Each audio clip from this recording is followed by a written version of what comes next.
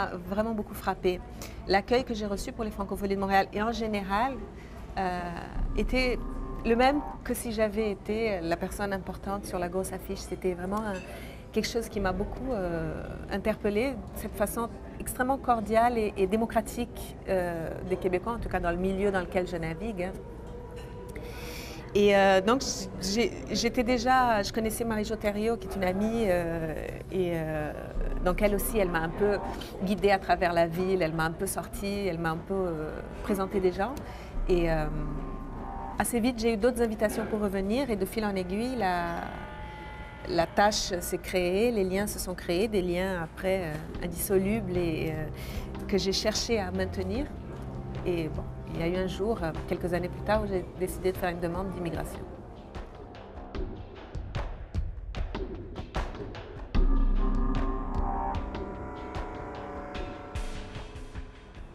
Justement, la notion de famille, ici au Québec, est-ce que ça a une connotation particulière? Je veux dire, est-ce que tu as remarqué une différence entre l'approche familiale québécoise ou c'est universel, ça? C'est-à-dire que c'est dur de faire plus famille qu'au Brésil. On est très famille. Donc ici, c'est moins, à mon sens.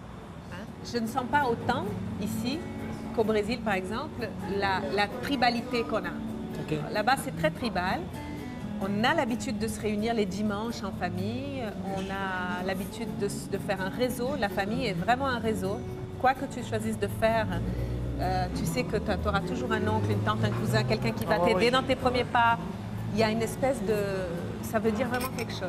Tu vois? Et moi, je n'ai pas connu ça ailleurs, mais parce que je n'ai pas de famille ailleurs, sans doute. Donc, je n'ai pas ce vécu de l'intérieur.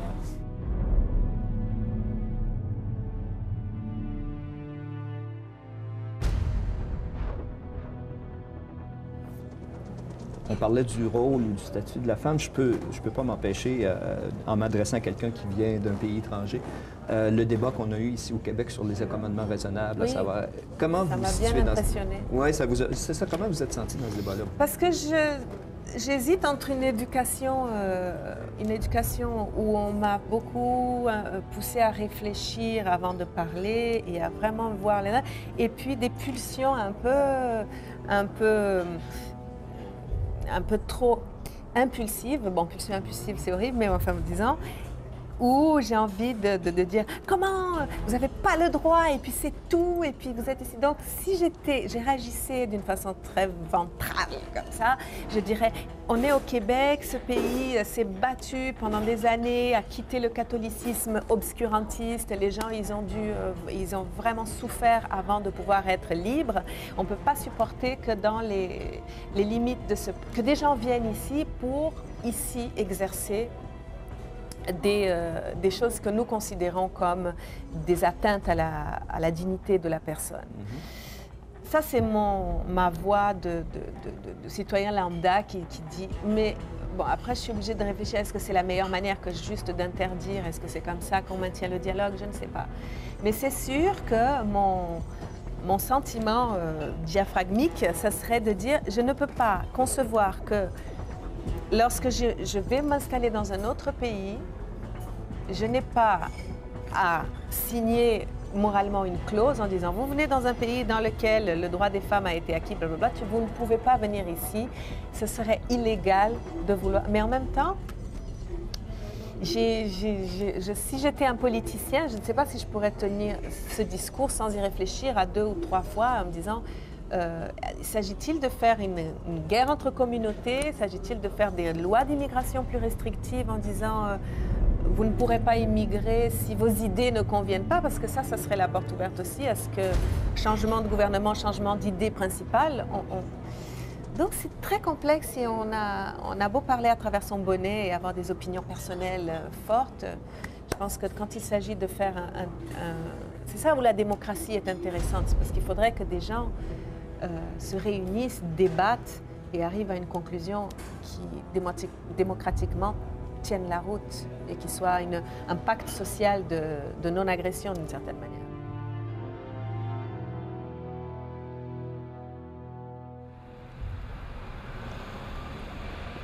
T'as l'air d'une fille heureuse. Ouais, Ça va? Oui, non, mais c'est parce que c'est une question. Je sais pas, t'es pas l'artiste tourmenté. Non, tu sais, c'est pas... le spleen et. Non. J'ai des moments de spleen quand je veux amener mon travail quelque part où j'arrive pas, ou même dans les choses pratiques du genre, par exemple, quelque chose qui me rend malheureuse sans atteindre mon bonheur de personne, mais en tant que professionnelle. J'ai fait un album qui est sorti au mois de mars au Québec. Il devait sortir en mai en France. La maison de disques française, Sony BMG, l'a pas voulu. Alors du coup, je suis tellement habituée à être sur un rythme où mon album sort en France, tout de suite après au Québec, ou vice-versa. Donc j'enchaîne. Ouais. Quand je suis pas en train de faire des tournées ici, c'est parce que je suis là-bas. Et d'un coup, je me retrouve avec... Tu sais, parce que quand tu n'as pas d'album qui sort, tu ne peux pas booker une tournée, ton booker ne peut pas vraiment travailler sans matériel nouveau. Du coup, ça m'a donné un vrai coup de réflexion sur le moment qu'on vit dans l'industrie du disque aussi, qui est un moment de crise, qu'il ne faut pas se cacher. En France, par exemple, les chiffres disent qu'il y a 60% moins de ventes depuis 2 ans.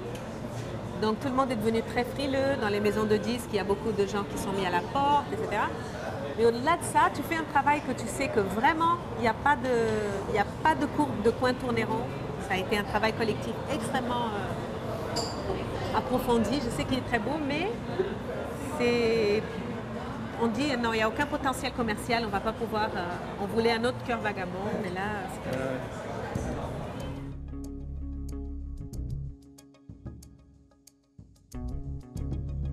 Quelle est, face à la mondialisation, de plus en plus les barrières culturelles qui tombent, la facilité des voyages, de la diffusion outre-mer, comment percevez-vous vos responsabilités en tant qu'artiste dans un monde comme ça?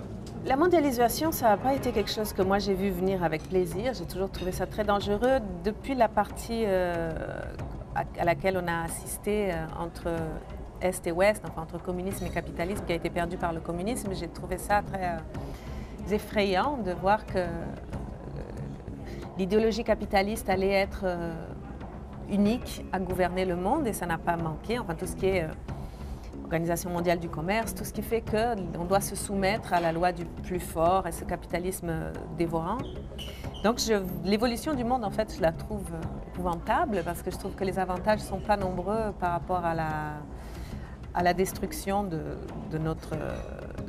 des tissus sociaux dans beaucoup de pays où les gens doivent finalement, après avoir conquis un niveau de vie décent, doivent se replier et accepter moins parce que la concurrence...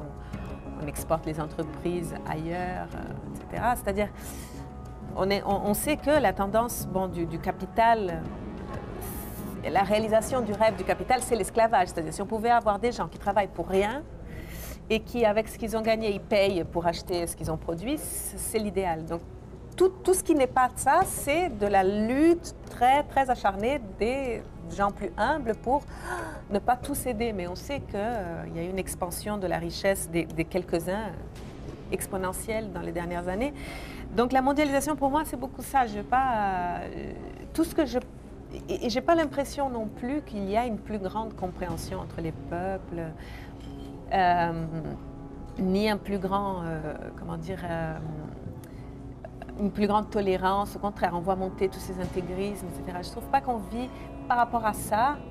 Je ne trouve pas que c'est la meilleure époque. Je trouve qu'on trouve plus de réussite dans des groupes plus petits et dans des échanges de personnes, de petits groupes à petits groupes, que dans les grands mouvements mondiaux qui ont une tendance vers la radicalisation des uns, le surarmement des autres, etc.